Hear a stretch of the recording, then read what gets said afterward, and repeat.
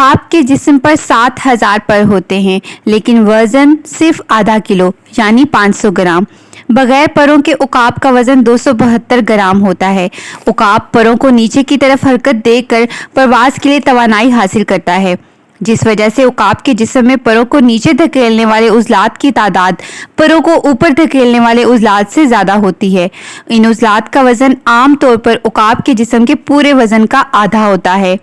عقاب اپنے پروں کی پوزیشن کو تبدیل کر کے اڑنے کی رفتار تیز یا آہستہ کر سکتا ہے۔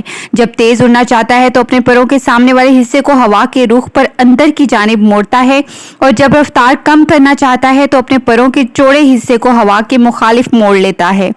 نیچے اترتے وقت عقاب اپنی دم کو نیچے کی طرف اپنے جسم کے برابر کھینچ کر رفتار کم کر لیتا ہے اور اپنے پروں کے کناروں کو نیچے کی طرف موڑتا ہے تاکہ ان سے بریکوں کا کام لے لے۔ لیکن جب عقاب کی رفتار کم ہوتی ہے تو اس کے پروں کی بالائی سطح پر ہوا کا بہاؤ بے قاعدہ ہونے لگتا ہے اور خطرہ پیدا ہو جاتا ہے کہ اس کی اڑان غیر قدرتی طور پر ایک دم رک جائے گی۔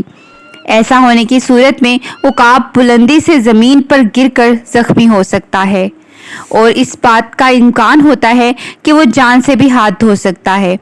اس خطرے سے نمٹنے کے لیے عقاب اپنے پروں کے سروں پر لگے ہوئے 3 یا 4 چھوٹے پروں کے گچھے کو بلند کرتا ہے۔ ان کی وجہ سے تیز ہوا پروں کے اندر سے گزر جاتی ہے اور نتیجتاً ہوا کا توازن برقرار رہتا ہے اور عقاب آسانی سے نیچے اترتا ہے۔ یہ وہ تمام تفصیلات اور ریسرچز ہیں جو آج کی سائنس بولتی ہے، لیکن آج سے 1400 سال پہلے بھی اللہ تعالیٰ نے سورہ ملک سورہ نمبر 67 اور اس کی آیت نمبر 19 میں کہا تھا، اَوَلَمْ يَرَوْا إِلَى الطَّيْرِ فَوْقَهُمْ صَافَّاتٍ وَيَقْبِضْنَ مَا يُمْسِكُهُنَّ إِلَّا الرَّحْمَنُ۔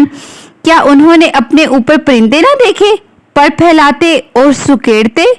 انہیں کوئی نہیں تھام سکتا سوائے رحمان کے۔ عقاب کے پروں کی چھوٹی سے چھوٹی تفصیل بھی ایسی مکمل ہے کہ اس کا اتفاق سے وجود میں آ جانا ممکن ہی نہیں۔ عقاب کے علاوہ بھی اللہ تعالیٰ کی تخلیق بول بول کے اس کی گواہی دیتی ہے۔